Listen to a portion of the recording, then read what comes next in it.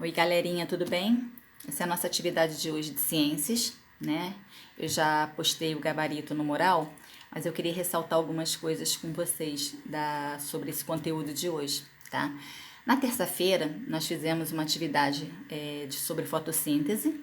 Eu pedi para vocês assistirem um vídeo, né? Para vocês relembrarem como se dá esse processo, para a gente poder entender melhor como é que funciona a cadeia alimentar. Na fotossíntese, o que é importante a gente estar lembrando é que ela inicia a maior parte das cadeias alimentares, tá?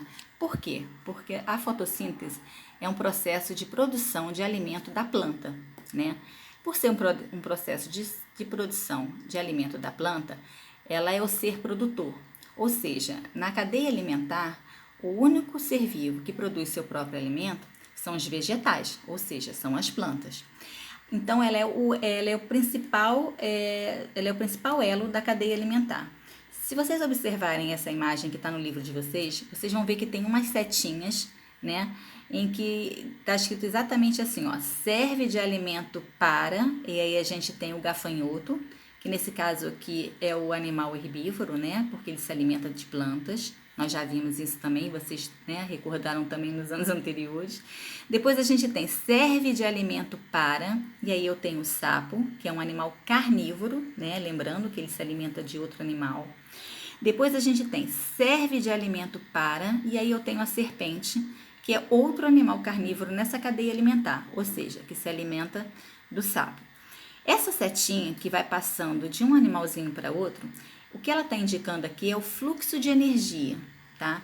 Porque na cadeia alimentar, o que a gente tem que entender, quando a gente fala que serve de alimento, é a energia que passa de um ser para outro. E essa energia começa no ser produtor, que no caso a planta, porque é o único ser que pode produzir o seu próprio alimento, né? Eu separei outras imagens, aliás, né, de cadeias alimentares. Deixa eu só pegar aqui para mostrar para vocês que eu acho importante a gente entender que ela pode acontecer em outro ambiente também, independente da terra. Aqui eu tenho uma cadeia alimentar aquática, em que eu tenho como ser produtor a alga, né? E aí depois eu tenho o caramujo, que é o animal herbívoro que se alimenta da alga, e o lambari, né? Depois eu tenho o peixinho maior e a garça. O que eu quero ressaltar para vocês nessa imagem aqui é a seta. Essa setinha vermelha, ela mostra exatamente o que a gente tinha visto lá no livro. É o fluxo de energia que está passando de um ser vivo para o outro. Começa sempre, de novo ressaltando, começa sempre no ser produtor. Por isso que aqui a gente tem o exemplo da alga. Depois eu tenho uma outra situação em que eu quero apresentar para vocês. Peraí, deixa eu botar a imagem aqui. Que eu tenho a cadeia completa. Por que eu estou falando que eu tenho a cadeia completa?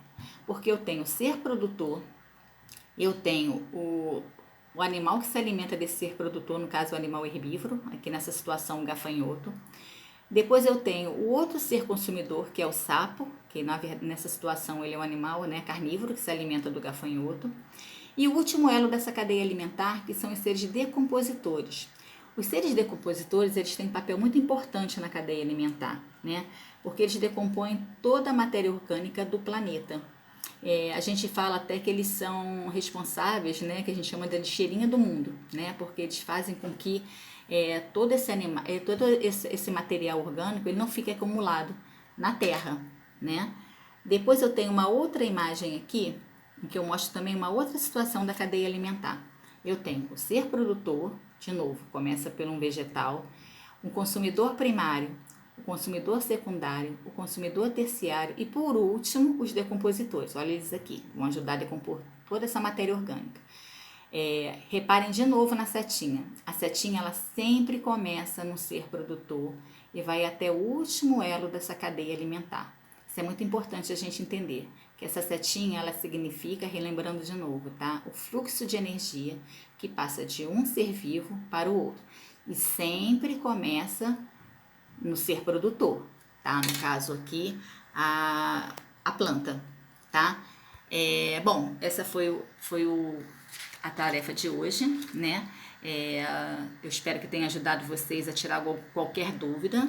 Já sabem que se vocês precisarem, pode me procurar pelo Zap ou colocar lá no vestibular, como alguns têm feito, tirando dúvida, tá bom? Um beijo grande para vocês, fofinho. Fiquem com Deus.